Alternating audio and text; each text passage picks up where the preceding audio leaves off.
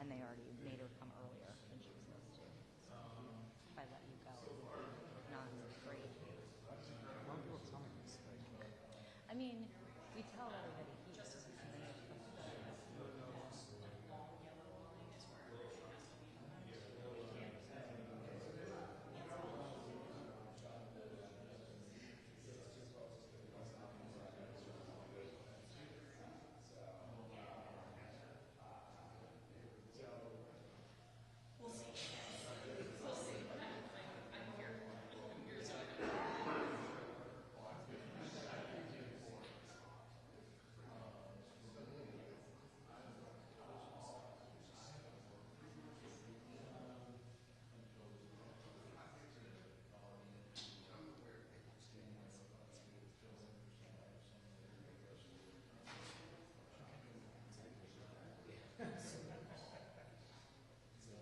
Part of the issue is like I was going to do a live show. I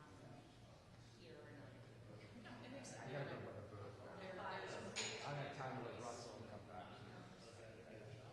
But just the yeah, that's perfect. Awesome. Thank you so much. Sure.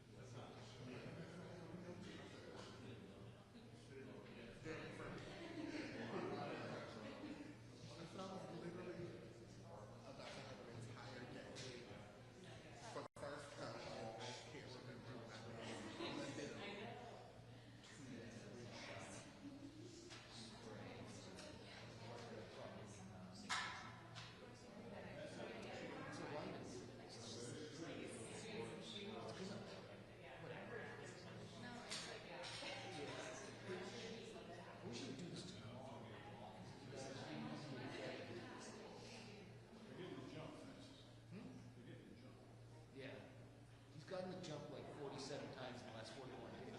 Like, sometimes he does multiple. There's been times when sometimes he does one by himself, and then like we'll do like something with the steering committee. He's done many.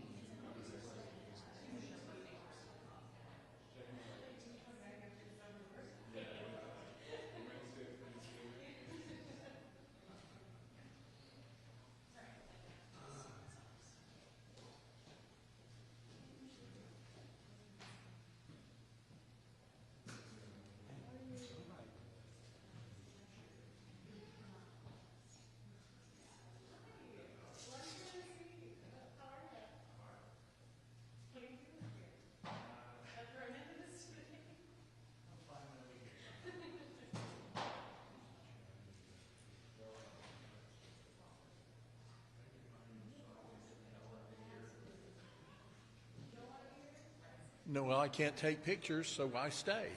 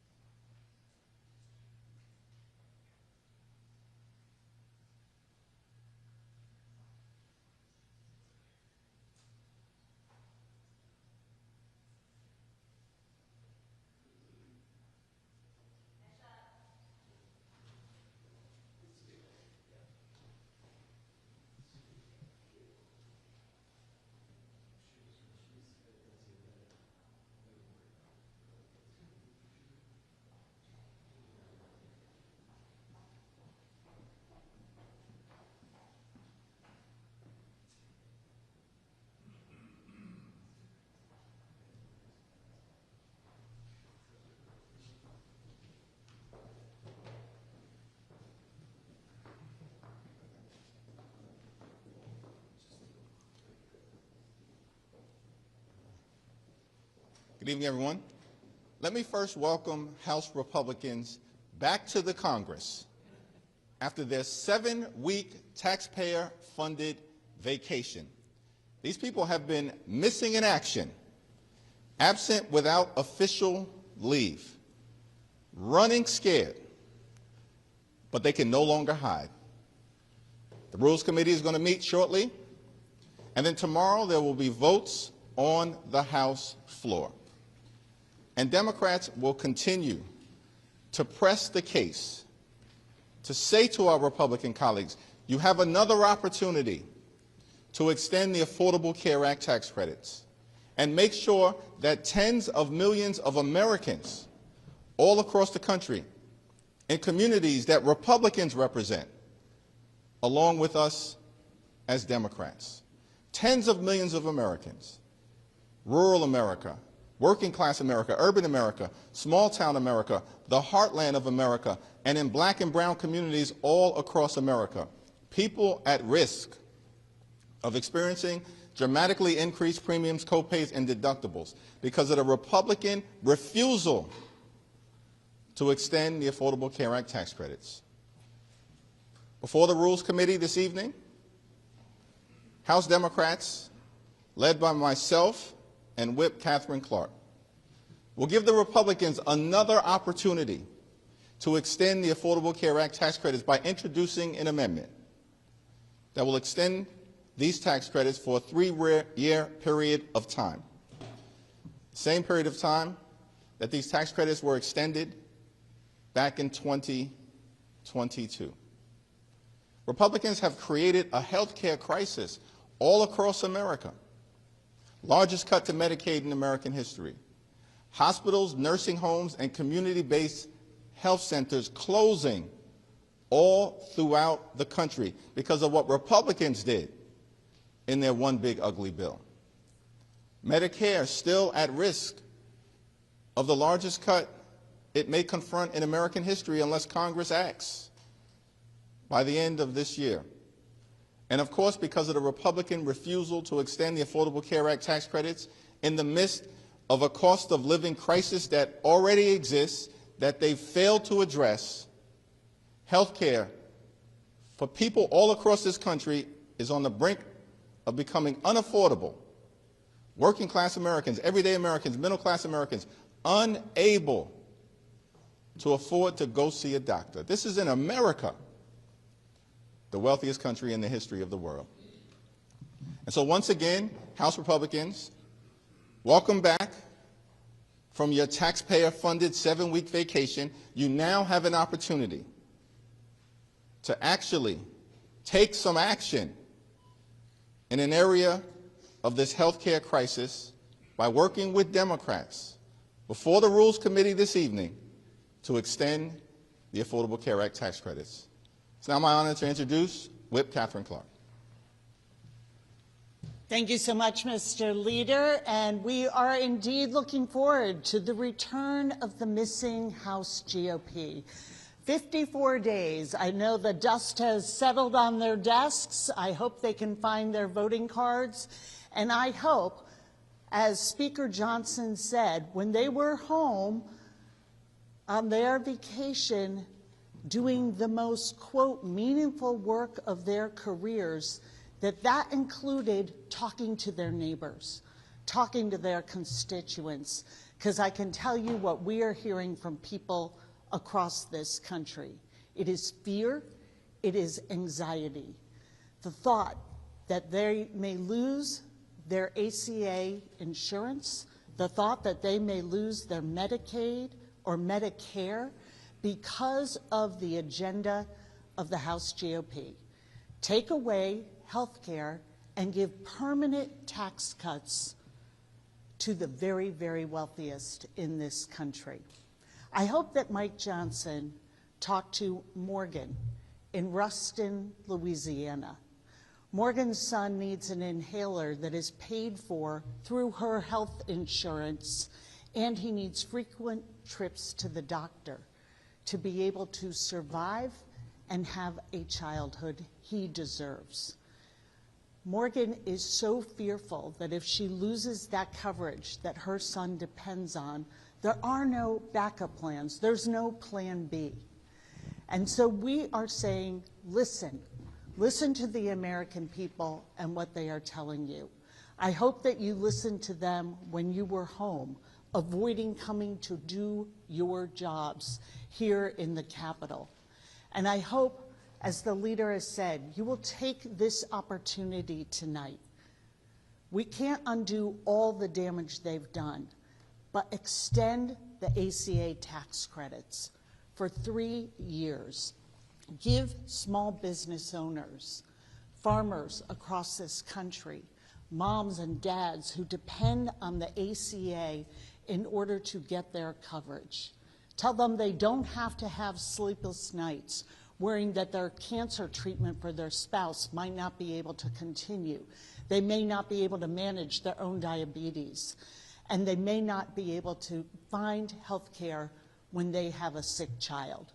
These are the very real cries of Americans. House Democrats are going to remain in this fight, and I hope that on their 54 days, they heard the American people loudly and clearly and will come back to their senses and do what's right and protect health care in this country. And now it is my great pleasure to introduce our ranking member and fellow Bay Stater on the Rules Committee, Jim McGovern. Thank you. So 8 weeks ago, Speaker Mike Johnson sent the House of Representatives home. He basically abolished the House of Representatives. And he did so because he cares more about giving tax breaks to billionaires than he cares about extending tax relief to working families so they can afford their health care. I took the train down here today because I wanted to make sure I got here for the Rules Committee meeting. I got an earful from a lot of people. People are pissed. People don't understand why this is so difficult. That in a Congress that, again, passes these huge benefits for corporations and for the well-off and the well-connected, can't find it within their politics to be able to pass relief to middle-class families who are going to not be able to afford their health insurance. I mean, this is not a talking point. This is real life. I mean, I've had constituents come up to me and tell me that they don't know what they're going to do. I mean, they can't afford the skyrocketing costs of their health insurance. This is a life or death issue for people. I have people coming up to me and saying they're going to go without health care for a year or two. They just roll the dice and maybe everything will work out okay. Health care ought to be a fundamental human right for everybody in this country. That this is so difficult tells you everything you need to know about the character of the people who are running this House of Representatives right now and the man in the White House. This is disgusting. This is immoral. We're going to go to the Rules Committee, and we're going to take the fight directly to the Republicans up in the Rules Committee. But this should be a no-brainer. This should be a no-brainer, and yet it is becoming this enormous mountain to try to climb in order just to get some help so that people don't lose their health insurance. What the hell is wrong with these people? Again, I mean, I wish Donald Trump could have been on the train with me today and heard some of the stories that I heard, but I don't think he ever has been on a train. I don't know. He lives in a bubble. But I wish some of my Republican colleagues were on that train. How can you not extend these tax benefits for people who are in such desperate need? Look, we're going to continue to try. The beautiful thing about politics is you never lose until you give up trying, and we're not going to give up, and we're going to fight like hell until this gets done. And with that, I'm happy to yield to one of my wonderful members of the Rules Committee, Congresswoman Mary Gay Scanlon of Pennsylvania. Thank you. Thank you. So we've had this fight going all year, and I've been trying to figure out a way to break it down. But basically, there were two big tax issues that were coming due at the end of this year. One was the tax cuts for billionaires, and the other was the tax credits for folks who get the Affordable Care Act. In July, Speaker Johnson called us back, dragged us back here 4th of July weekend so they could ram through the tax cuts for billionaires. But when it came time to extend the tax credits for everyday Americans, they went on vacation. They went on vacation early. They said, oh, we don't have to really deal with that. They were unwilling to negotiate with Democrats, and they just left town. So like my colleagues here, I've been hearing from my constituents throughout this period of time when we have not been here in D.C., which we have regularly been in D.C., trying to do the work. But just this morning, I was at the largest Veterans Day parade in the Commonwealth of Pennsylvania, in Media, and I had veterans coming up to me saying, keep fighting. This is killing us. This health insurance issue, my daughter can't get her insurance. She's concerned about her family. I hear from the folks I walk dogs with in the morning that they're thinking about going without coverage because they've got a small business and they can't afford the increases that they're seeing. Hearing from a veteran whose Social Security just barely covers her rent, and she doesn't know what she's going to do for health insurance for her family. It's hitting Americans, and they're not stupid. They know who's fighting for them, and we're going to keep fighting for them. So thank you for paying attention, and this is not over. With that, I would like to yield to my classmate and colleague from the Rules Committee, Joe Neguse from Colorado. Well, I think my colleagues articulated well, and of course Leader Jeffries articulated well, the stakes for millions of Americans whose premiums are skyrocketing, including the many constituents that I represent in Colorado. But I do just want to underscore a point that Chairman McGovern made. And in particular, I say this for the press that are gathered here. Many of you whom have covered the developments in this Capitol for a long time, who were here when Speaker McCarthy was Speaker, when Speaker Pelosi was Speaker, when Speaker Ryan was presiding. This is one of the most shameful episodes, in my view, in the modern history of the Congress. The decision that Speaker Johnson made to recess the House for 54 days, to send Republican members home on paid vacation for 8 weeks, is disgraceful. It is a debasement of our Constitution. It is unprecedented. And every Republican member, as they arrive this evening and tomorrow morning, ought to be asked the question, why they endorsed this abdication of Congress's power for the last 8 weeks, why they supported the Speaker's decision to send the Congress on vacation for 8 weeks as premiums are skyrocketing for millions of Americans. There's a reason, as the leader has articulated previously, that Steve Bannon has compared the Congress to the Duma. It's because that is the way in which Speaker Johnson and House Republicans are functioning. And it is time for accountability. As the Speaker, or excuse me, as the leader and as the whip referenced, Republicans have an opportunity now that they finally ended their 54-day vacation to do the right thing. We're going to give them that opportunity in the Rules Committee, which is the first committee hearing in the House that will have been held since September. Shameful. And I know my colleagues on the Rules Committee feel the same way, including my colleague from the West, my neighbor in New Mexico, Representative Ledger Fernandez. Buenas noches. It has indeed been a while. But tonight at the Rules Committee, as you've heard, we are going to give the Republicans their last chance to show America whether they're going to stand up for the working families and the small businesses in America who need those tax credits, or whether they're going to let them die because they don't get health care, because they have to drop their health insurance because it's too expensive. You know, Madam Rep. Clark, the issue of that inhaler, one of the stories that was told to me was a friend of mine said, I want you to take this story back. My brother lost his health insurance. That inhaler would cost $10 or $20 with his insurance.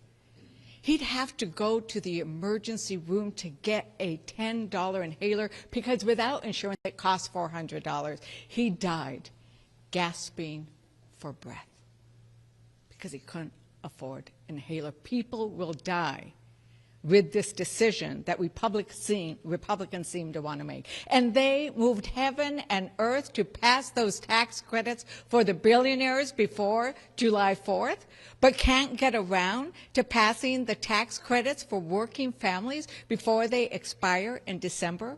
So we're going to be bringing these amendments and asking them to vote, asking them to go on the record on the extension of the health credits, on regards to what's happening in rural America, a district I represent.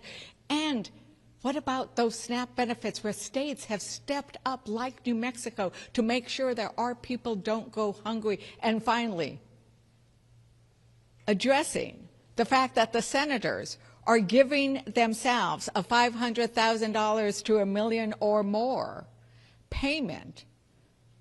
I call it the January 6th cash out payment.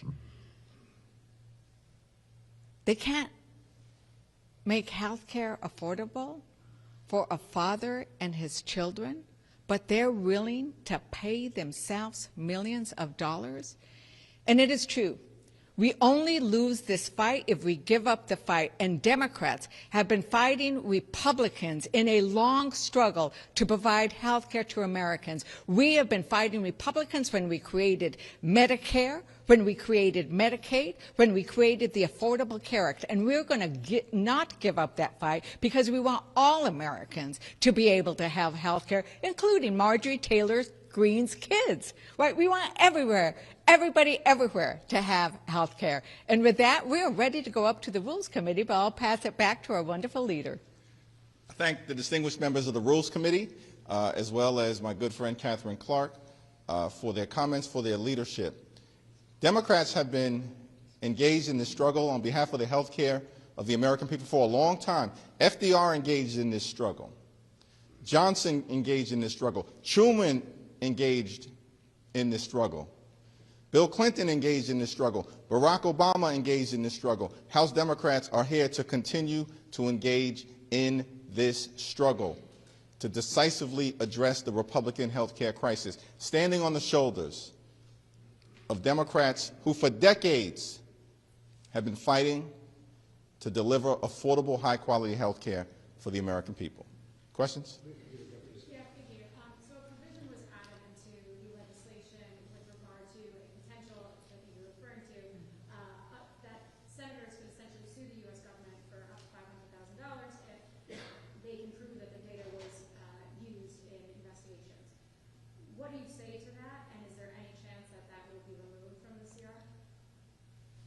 House Democrats are going to offer an amendment before the Rules Committee to get that self-dealing sick provision out of the spending agreement. The notion that 8 Republican senators signed off by John Thune and the Republicans, apparently in the Senate and in the House, would give themselves the ability, essentially, to rip millions of taxpayer dollars away from the American people so they could line their pockets because these people were insurrectionist sympathizers is insanity.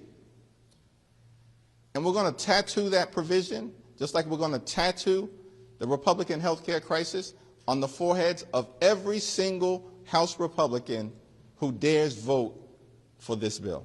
Manu? There have been a number of members of your own caucus who have called on Senator Schumer to be replaced as Democratic leader. Are you okay with those calls coming from within your own caucus? As I've indicated, we're focused right now on pressing the case in addressing the Republican health care crisis. We'll be before the Rules Committee in moments. We'll have a family conversation as House Democrats. We're strongly opposed as House Democrats to this reckless Republican effort to continue to raise the high cost of living on everyday Americans, which is exactly what they're doing by failing to extend the Affordable Care Act tax credits. Nicole? Even though you said that Democrats are opposed, do you expect any Democrats to defect tomorrow like they did in the Senate? I will have that conversation during our caucus meeting at noon, but our strong expectation is that Democrats will be strongly opposed. Many have issued statements. The New Dem coalition came out today. That's the largest caucus within the House Democratic Caucus, opposed to this Republican spending bill because it fails to address the health care crisis that Republicans have created. Absolutely. Michael? Thank you. Mr. McDonough mentioned he rode the train to make it back in town. Obviously, all of your members are trying to get back. Do you anticipate all Democrats will be here tomorrow in order to oppose this bill and put pressure on Speaker Johnson to rally all of his members to support the legislation? Yes. Congresswoman-elect Alina Grijalva is scheduled to be sworn in tomorrow, and then you expect, she has said she will sign the discharge petition, the CANA massive discharge petition. Can you tell us when you would expect that vote to actually happen? Just explain to people who have been waiting for this for so long. Explain when you would expect that Epstein vote. Yeah, let me defer to Whip Clark and once and future Chairman Jim McGovern on that issue. Thank you. It is long, long overdue that the Congresswoman-elect take her place, her rightful place, and be sworn in. So we are being told by the Republicans that that will happen now. They anticipate at 4 o'clock tomorrow before we begin debate on the rule. And it is just another one of those breathtaking split screens that as they are home, and we are watching this suffering going on, that they have also decided to put off swearing in Congresswoman-elect Grijalva because they don't want her to sign a discharge petition that would force a vote on the Epstein files. So they don't want to give Americans health care, and they don't want to find justice for the survivors and victims of Jeffrey Epstein. It is an amazingly arrogant and dangerous statement that they are making to the American people about their own security. And it should if she signs it tomorrow, it should ripen in early December, so we can expect a vote. I mean, that doesn't mean that the Speaker of the House might try to do some, shenanigans with the discharge petition, but if all goes the way we want it to go, early December. It's unbelievable that for 7+ weeks, Representative-elect Adelita Grijalva was elected in late September decisively, has been denied the ability to serve more than 800,000 people in Arizona. And why is that the case? It's because Republicans are running a pedophile protection program. They are intentionally hiding the Jeffrey Epstein files. But those days are over, because as soon as Representative-elect Adelita Grijalva becomes Congresswoman Grijalva, her first act, as she's indicated, is going to be to sign that discharge petition. It's going to force a vote on the House floor, and the American people are going to get the transparency that they deserve. Jeffries, you've not taken off the table a discharge petition on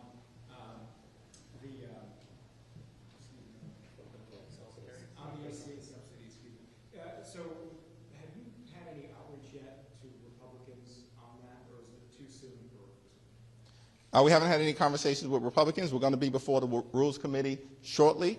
We're going to introduce an amendment that gives them an opportunity to extend the Affordable Care Act tax credits, and we're going to continue to make the point to our Republican colleagues. Our position is simple: cancel the cuts, lower the costs, save health care. Thank you, everyone. Thank you, Mr. Leader. Mr. Bates.